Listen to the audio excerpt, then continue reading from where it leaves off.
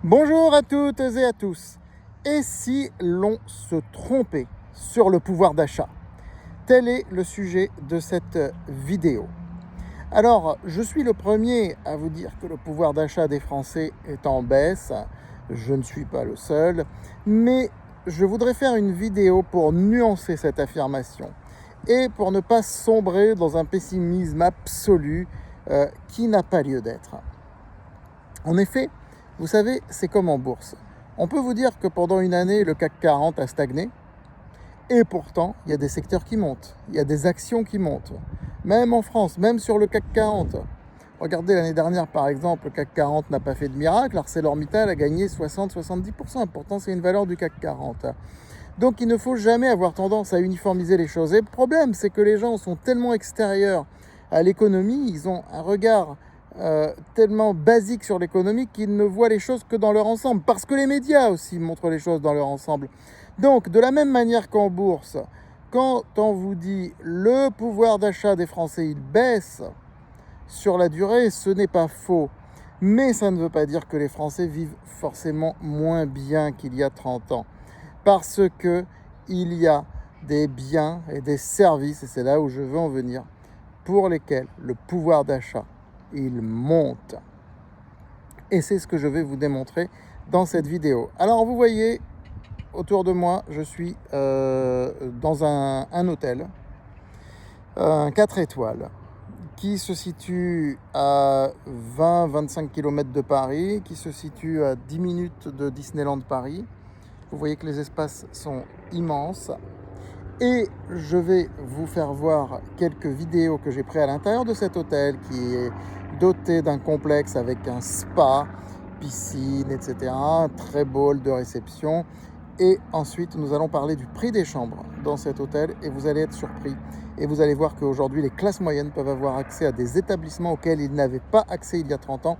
Et nous allons essayer de comprendre pourquoi et faire le parallèle avec la bourse et voir aussi quelles sont les sociétés en bourse qui peuvent profiter de ce genre de niche de hausse du pouvoir d'achat.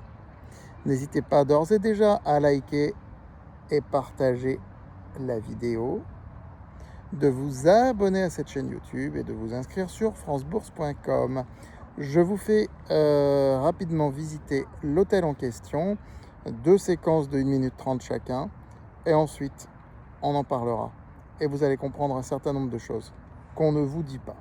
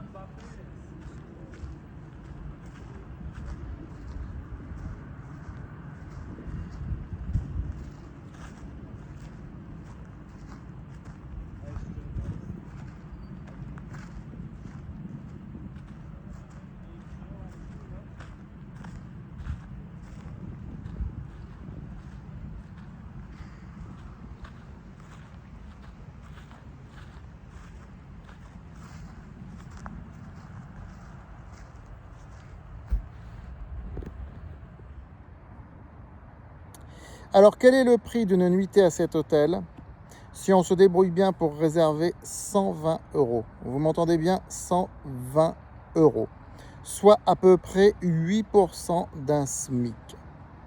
Alors, si on prend 30 ans en arrière, 120 euros, ça fait 800 francs à l'époque. D'accord? Mais à l'époque, le SMIC était plutôt à 4000 francs. Donc, 800 francs sur 4000 francs, ça faisait plutôt 20% d'un SMIC. C'est-à-dire que les classes populaires et même les classes moyennes ne pouvaient pas se payer ce genre d'établissement. Aujourd'hui, ils le peuvent. D'ailleurs, j'ai noté beaucoup de jeunes couples dont on voit bien qu'ils ne sont pas fortunés, qu'ils ne roulent pas sur l'or, qui viennent se payer un week-end ici, et ils ont tout à fait raison entre nous. Alors, oui, il y a 30 ans de cela, ça coûtait relativement plus cher de se payer une nuit dans ce genre d'établissement. Ça coûtait en gros dans les 800 francs, 900 francs, 1000 francs, donc à peu près le même niveau qu'aujourd'hui. Sauf que, je le répète, le SMIC a doublé depuis. Donc ce genre de biens, de services plutôt, sont davantage accessibles à des classes moyennes. Et alors, que s'est-il donc passé en l'espace de 30 ans? Eh bien, il y a eu la mondialisation. Voilà. J'en parle dans mon dernier livre, qui s'appelle d'ailleurs La mondialisation en 1 heure chrono. J'explique pourquoi on ne produit plus rien en France, mais je montre aussi les vertus de la mondialisation. Et aujourd'hui, on en revient. Et ce n'est pas forcément pour le bien de nos sociétés qu'on en revient. Parce que, vous voyez ici, les matériaux que vous voyez, ils sont importés. Les matériaux que vous avez vus, qui constituent la piscine, le sauna, le hammam, etc., ils sont importés. Ça coûte beaucoup moins cher. Et puis, les exigences par rapport aux services ne sont pas les mêmes pour la clientèle d'aujourd'hui que pour celle d'il y a 30 ans. Je veux dire, aujourd'hui, on n'exige pas d'être servi sur des nappes blanches, on n'exige pas, qui coûtent une fortune à laver, à nettoyer, on n'exige pas que les serveurs soient en costume, etc. Les types sont très cool, très très cool. Hein. Et il n'y a pas une présence du personnel continu. Donc, comment dirais-je, les normes ont changé. Les normes de la clientèle ont changé. Ça, ce sont des normes sociales. Aujourd'hui, on va dans un 4 étoiles. Beaucoup de gens vont dans un 4 étoiles pour être détendus, pas pour être observés. Et puis, encore une fois, la mondialisation a changé complètement les choses. Hein.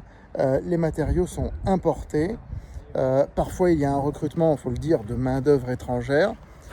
Alors évidemment, quand la main-d'œuvre étrangère travaille en France, parce qu'un établissement comme ça, il faut bien le construire en France, ça obéit au droit français, mais je veux dire, c'est pas forcément la même chose qu'avec des salariés français. Donc, oui, la mondialisation profite au pouvoir d'achat. Ça, je le dis clairement. Maintenant, ceux qui ne veulent pas l'entendre et préfèrent fabriquer tout en France, bah écoutez, ça veut dire que le pouvoir d'achat va baisser sur tous les plans dans ce cas-là. Tandis que là, il y a des plans où il monte et des plans où il baisse. Oui, il y a beaucoup de biens pour lesquels le pouvoir d'achat a baissé, l'immobilier en particulier. Beaucoup de services aussi, vous allez chez le coiffeur, etc. C'est là où ça a le plus baissé. Autrement dit, les services qui ont le plus flambé, c'est les péages d'autoroute. Ça, c'est une catastrophe. Les parkings aussi. Péages d'autoroute, parking, c'est une catastrophe. Des prix multipliés par 10 ou par 15 en 30 ans. Ah, mais je vous assure. Hein. Mais par contre, s'offrir une nuit dans ce genre d'établissement, eh bien, ça revient 2 fois moins cher aujourd'hui par rapport au salaire qu'il y a 30 ans. Donc, le monde a changé, le monde a bougé, mais tout ne bouge pas de la même manière. Et c'est pareil qu'en bourse, et je veux en venir là, lorsqu'on arrive à bien comprendre ça, eh bien, on fait les arbitrages qu'il faut dans son mode de vie. Là, on ne parle pas de patrimoine.